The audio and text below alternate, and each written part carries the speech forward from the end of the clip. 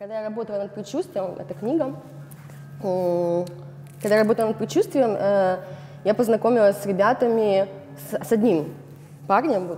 Это было сразу после Майдана, после аннексии и перед началом боевых действий на Востоке. Тогда он был просто футбольным хулиганом, и была такая очень известная фотография тоже с Майдана, с революции на Майдане, где парень в New Balance кидает цепь в отряд беркутовцев. Вот, они пошли воевать добровольцами, и их инстаграмы это был микс с войны, оружия, футбольных матчей, вечеринок, розовых единорогов.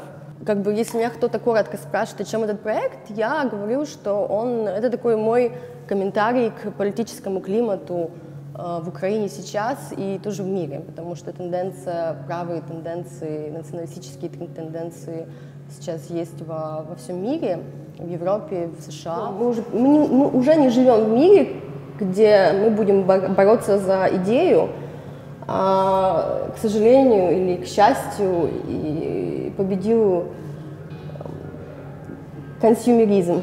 И это единственное, мне кажется, если можно сказать, оружие, которое может все эти радикальные настроения победить. Это вот какая-то современная глобальная сеть без четкой локальной среды. То есть мы как бы одновременно уже в общей глобальной среде, и мы не чувствуем, что мы четко в Украине, но мы чувствуем, что мы в интернете, да, в какой-то совсем другой реальности, но тем не менее эта реальность временами для нас важнее, чем настоящая жизнь, да, и вот для них то же самое.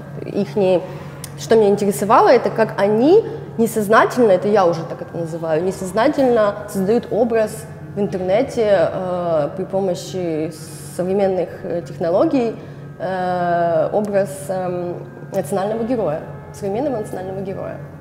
Вот. И этот образ, он очень такой насыщенный, и он очень противоречивый.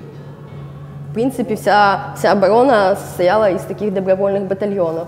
Но, тем не менее, как бы мы-то, представляя образ какого-то героя, мы видим его, конечно же, очень положительным.